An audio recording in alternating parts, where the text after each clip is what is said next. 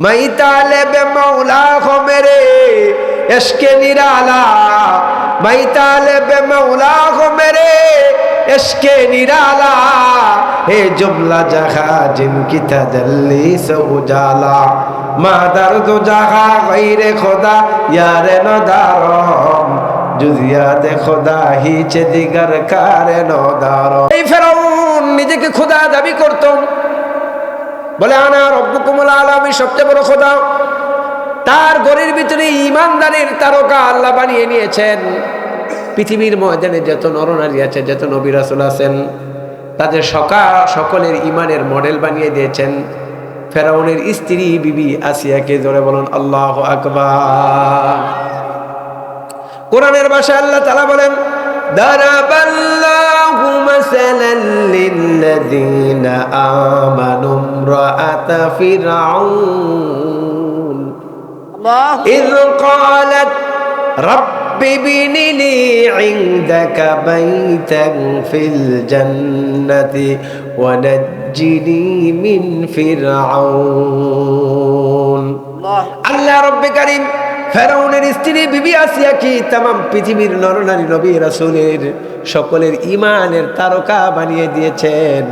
আল্লাহ রব্বে কারীম ফেরাউনের স্ত্রী বিবি আসিয়াকে তিনি তামাম পৃথিবীর যত ঈমানদার নরনারী আছেন সকলের ঈমানের মডেল হয়ে গেছেন। আল্লাহ তার কথা কোরআনের ভিতরে লিপিবদ্ধ করে দিয়েছেন। বলুন আল্লাহু আকবার। এমনি এমনি ভিতরে ঈমানি মেহনত ছাড়া, কুরবানি ছাড়া, ত্যাগ ছাড়া কশিন কালো দুনিয়ার ময়দানে কেউ বড় হতে পারে নাই। তুমিও পারবে না, মুজাহাদা লাগবে, কষ্ট করতে হবে, তারপর তোমার ঈমান আনয়ন হবে, ঈমান মজবুত হবে। প্রিয় বন্ধুরা আমার, এইবার ফেরাউন ডাক দিয়ে বলে, আমার স্ত্রী এখনো সময় আছে, আমাকে খোদা মানো, না হলে তোমাকে জেলখানায় কয়েদখানায় বন্দি করব। বিবি আসিয়া ডাক দিয়ে বলেন, জীবন দিব রে বাদশাহ, ঈমান দেব না। ঈমানের দাম কত তুই তো কাফর তা বুঝোস না। ধরে কোন ঠিক কিনা? যারা কাফের, যারা বেঈমান, যারা মুশরিক, তারা কি ঈমানের মজা বুঝবে? কুকুরে চিনে হলো ফ্যান, শুকুরে চিনে হলো কচু, আর মুমিনে চিনে হলো ঈমান। জোরে বলুন ঠিক কিনা? এইবার ডাক দিয়ে বলেন, এইবার ডাক দিয়ে বলেন, তুমি যদি আমাকে খোদা না মানো তাহলে তোমাকে জেলখানায় বন্দি করব। ও আসিয়া, তুমি আমার ভালোবাসার রূপ দেখেছ, আমার ঘৃণার চক্ষু, আমার রক্ত চক্ষু তুমি দেখো নাই। এখনো সময় আছে, তুমি এখনো সময় আছে, তুমি কালিমা পড়ে এখনো সময় আছে, তুমি আমাকে খোদা আমার মেনে নাও। আসিয়া কিন্তু মা, পর্দার আলের মা গো মা, আমি তোমাকে বলছি, আসিয়া যদি আল্লাহকে মানতে পারে, বাদশার ঘরে থাইকা যদি ইসলাম মানতে পারে, কাফেরের বাচ্চা, পৃথিবীর সর্বশ্রেষ্ঠ কাফের ফেরাউনের ঘরে থাইকা যদি ঈমানের হালতে থাকে, তবে তুমি কেন পারবা না? ধরে কোন ঠিক কিনা? তুই আমারে খোদা মানুষ না কেন? আসিয়া ডাক দিয়ে বলে, সৃষ্টি হয়ে যে স্রষ্টা দাবি করে সে কখনো হতে পারে না খোদা, সে হলো আন্তর্জাতিক গাধা। জোরে বলুন ঠিক কিনা? এই কথা যখন পৃথিবীবাসী জেনে ফেলেছে, তার ঘরের স্ত্রী আসিয়া ফেরাউনরে খোদা মানে না। ফেরাউন খুব লাঞ্ছিত হলো, অপমানিত হলো। পরের দিন স্ত্রীকে ডাক দিয়ে বলে, হে আসিয়া, আমি ফেরাউন তোমাকে বলে দিলাম, তুমি যদি আমাকে খোদা না মানো, তাহলে দেশের রাজ্যে আমার আর অপমান, আমার আর ইজ্জত সম্মান থাকে না। বলবে নিজেই খোদা দাবি করেছে, তার ঘরের মানুষ, তার বিবি তারে মানে না। আমার জন্য এটা লজ্জা। আসিয়া রে, আমি বললাম তুই আমার খোদা মান, না হলে কিন্তু তোর খবর আছে। তুই স্বামীর চেহারা আমাকে দেখেছ, কিন্তু আমার ভয়ঙ্কর রূপরেখা, আমার ভয়ঙ্কর লাল চক্ষু তুই কোনোদিন দেখোস না। আমার খোদা মান, আমার সেজদা দে। আল্লাহর বান্দি বিবি আসিয়া ডাক দিয়ে বলে, ওই আল্লাহ পাকের ইজ্জতের কসম খায়া বললাম, ওই মুসার খোদার কসম খায়া বললাম, তুমি কখনো হতে পারো না খোদা। স্বামী হিসাবে তোমাকে কোটিবার মানি, স্বামী হিসাবে তোমাকে লক্ষ কোটিবার মানি, কিন্তু স্রষ্টা হিসাবে, খোদা হিসাবে জীবনে একবার মানি না। জীবন দিতে পারি, বাদশারে ঈমান দেব না। আমি তো আল্লাহকে দেখেছি যেই দিন মুসা আমার ঘরে এসেছে। ধরে বলুন আল্লাহু আকবার। मैं तालिब मौला हो मेरे इश्क़ निराला, मैं तालिब मौला हो मेरे इश्क़े निराला, हे जुमला जहां जिनकी तजल्ली से उजाला, मादर दो जहां गैरे खुदा यारे नदारम, जुजियाते खुदा हिचे दिगर कारे नदारम। আমার আল্লাহ কখন কার ঈমান মজবুত করে দেয়, কারে কখন আল্লাহ ঈমানদার বানিয়ে উজালা বানায় দেয়, আল্লাহ তাআলা ছাড়া কেউ জানে না। জোরে বলুন ঠিক কিনা? এইবার বলে তুমি যদি আমাকে খোদা না মানো তাহলে তোমার উপর জুলুম অত্যাচার শুরু করে দিব, যেই জুলুম অত্যাচার জীবনে কখনো কোনো মানুষ দেখে নাই, তুমিও দেখো নাই। ডাক দিয়ে বলে যারা আল্লাহর প্রেমিক তাদেরকে কশ্চিনকালেও কোনো ভয় দেখিয়ে লাভ হয় না। প্রিয় বন্ধুরা রে আমার, এই জায়গায় জামাতে ইসলামের একজন নেতা আছে বাগনে, এই জায়গার নাম কি? দেওয়ানের চালা ইউনিয়নের নাম কি? তেলিহাটি ইউনিয়নের জামাতের নেতা, অথচ ফ্যাসিস্ট হাসিনা 16 বছর জামাতে ইসলামের যত নেতা আছে বড় বড় সারির নেতাগুলো ফাঁসি দিতে দিতে রশি শেষ হয়ে গেছে।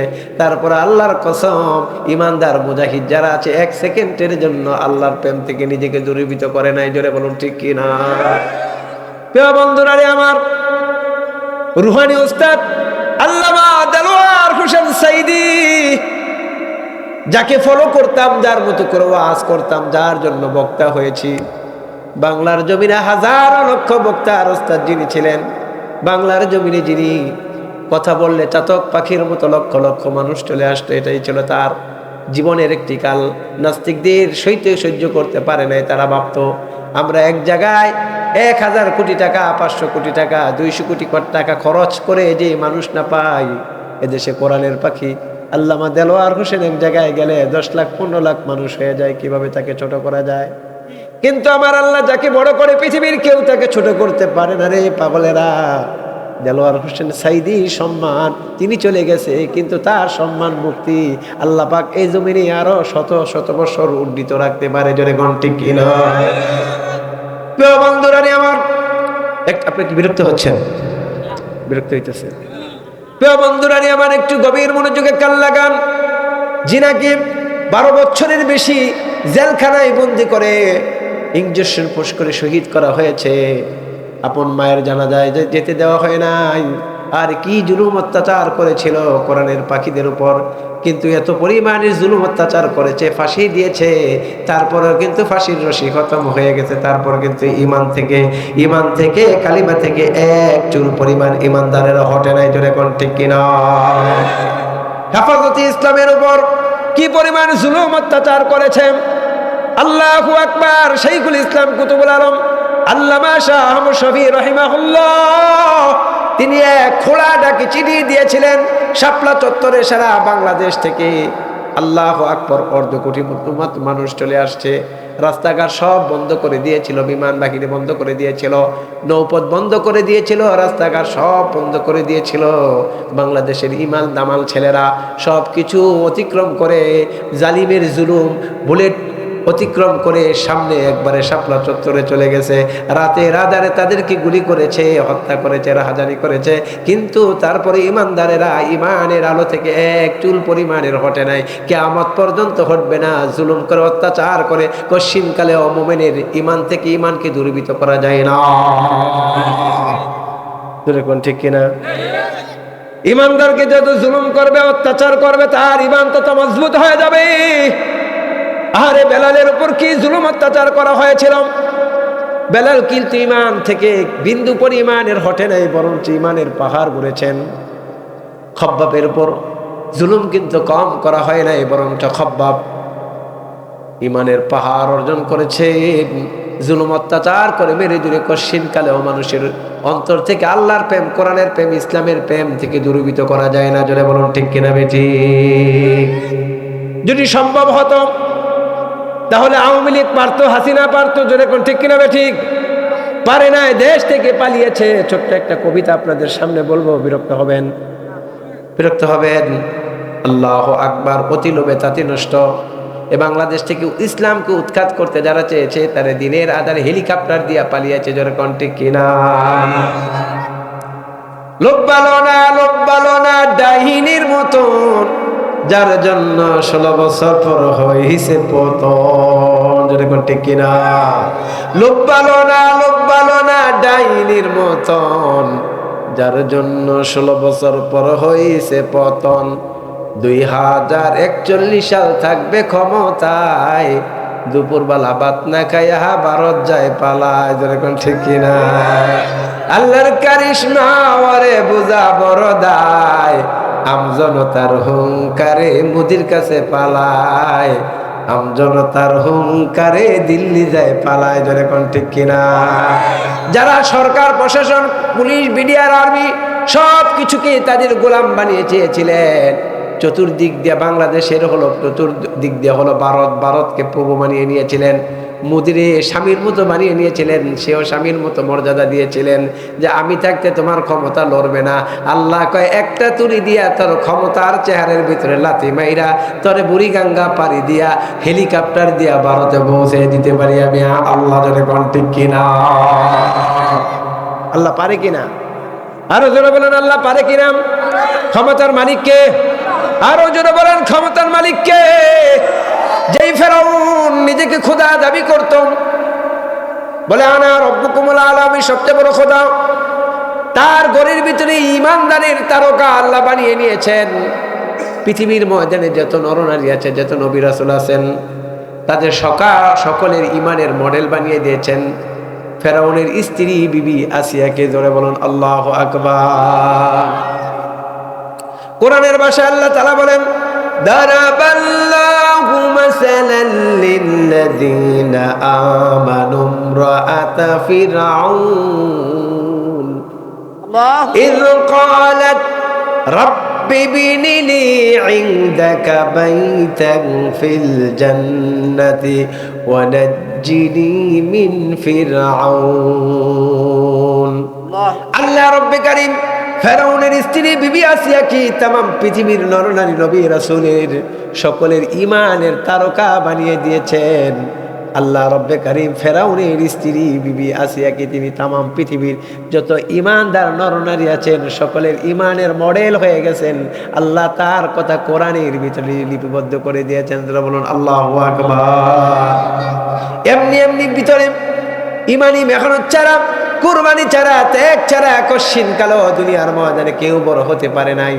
তুমিও পারবে না, মুজাহাদা লাগবে, কষ্ট করতে হবে, তারপর তোমার ইমান আনয়ন হবে, ইমান মজবুত হবে। প্রিয় বন্ধুরা আমার, এইবার ফেরাউন ডাক দিয়ে বলে, আমার স্ত্রী এখনো সময় আছে, আমাকে খোদা মানো, না হলে তোমাকে জেলখানায় কয়েদখানায় বন্দি করব। বিবি আসিয়া ডাক দিয়ে বলেন, জীবন দিব রে বাদশাহ, ইমান দেব না। ইমানের দাম কত তুই তো কাফর তা বুঝোস না। ধরে কোন ঠিক কিনা? যারা কাফের, যারা বেঈমান, যারা মুশরিক, তারা কি ইমানের মজা বুঝবে? কুকুরে চিনে হলো ফ্যান, শুকুরে চিনে হলো কচু, আর মুমিনে চিনে হলো ইমান। জোরে বলুন ঠিক কিনা? এইবার ডাক দিয়ে বলেন, এইবার ডাক দিয়ে বলেন, তুমি যদি আমাকে খোদা না মানো তাহলে তোমাকে জেলখানায় বন্দি করব। ও আসিয়া, তুমি আমার ভালোবাসার রূপ দেখেছ, আমার ঘৃণার চক্ষু, আমার রক্ত চক্ষু তুমি দেখো নাই। এখনো সময় আছে, তুমি এখনো সময় আছে, তুমি কালিমা পড়ে এখনো সময় আছে, তুমি আমাকে খোদা আমার মেনে নাও। আসিয়া কিন্তু মা, পর্দার আলের মা গো মা, আমি তোমাকে বলছি, আসিয়া যদি আল্লাহকে মানতে পারে, বাদশার ঘরে থাইকা যদি ইসলাম মানতে পারে, কাফেরের বাচ্চা, পৃথিবীর সর্বশ্রেষ্ঠ কাফের ফেরাউনের ঘরে থাইকা যদি ইমানের হালতে থাকে, তবে তুমি কেন পারবা না? ধরে কোন ঠিক কিনা? একটু লক্ষ্য করেন, ফেরাউনের স্ত্রী বিবি আসিয়া তিনি কিন্তু বাদশার ঘরে জন্ম, বাবা বাদশা ছিলেন, স্বামীও বাদশা। জীবনে কোনোদিন মকমল কাপড় ছাড়া পা ফালান নাই, জীবনে কখনো আরাম আয়েশ ছাড়া কষ্ট কি জীবনে কোনোদিন অনুভব করে নাই। একমাত্র আমি আল্লাহর জন্য আসিয়া কষ্ট করেছেন।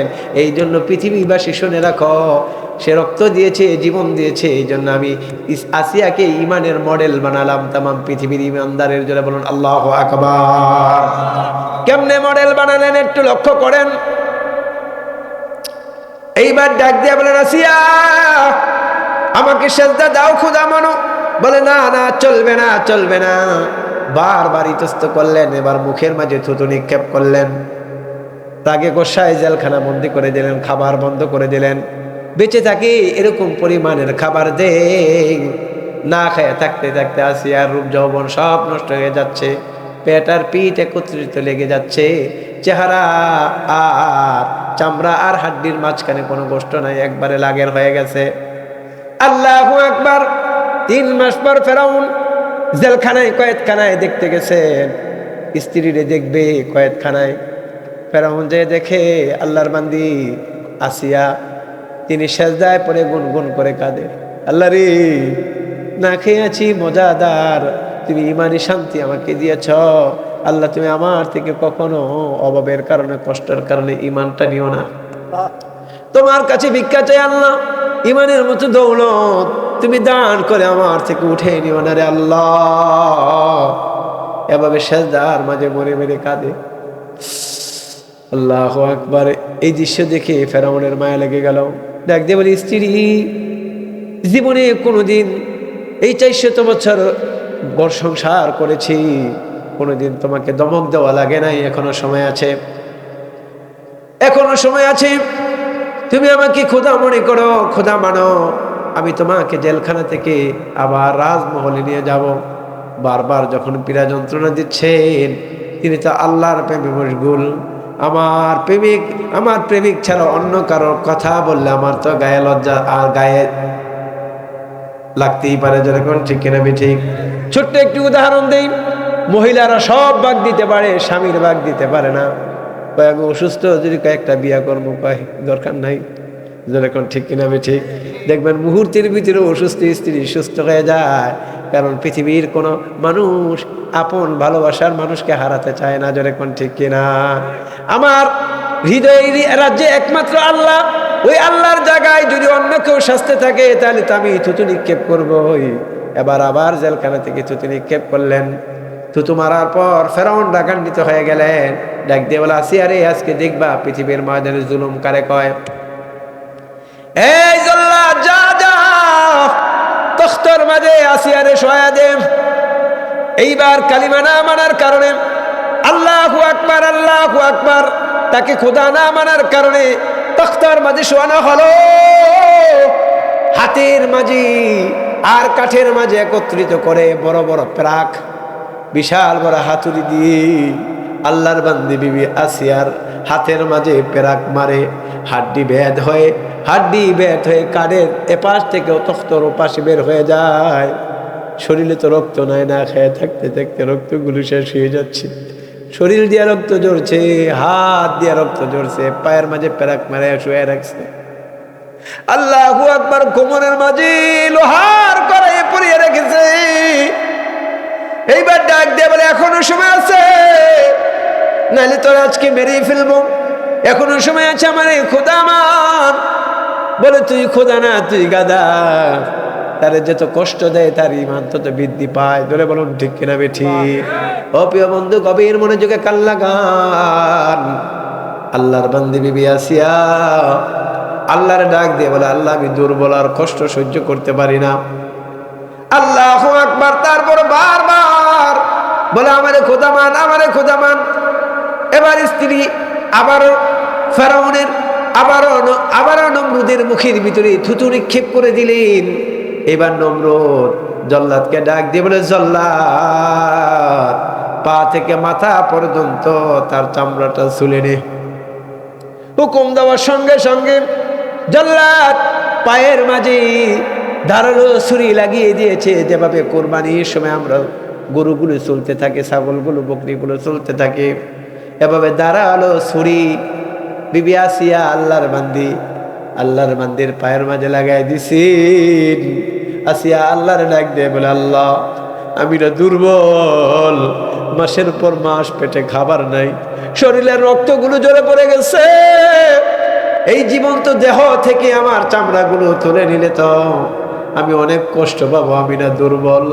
আমার আল্লাহ তাআলা ডাক দিয়ে বলেন, দারাবাল্লাহু মাসালান লিল্লাযীনা আমানু ইমরাআতা ফিরআউন ইয ক্বালাত রাব্বি ইবনি লি ইনদাকা বাইতান ফিল জান্নাহ। জোরে বলুন আল্লাহু আকবার।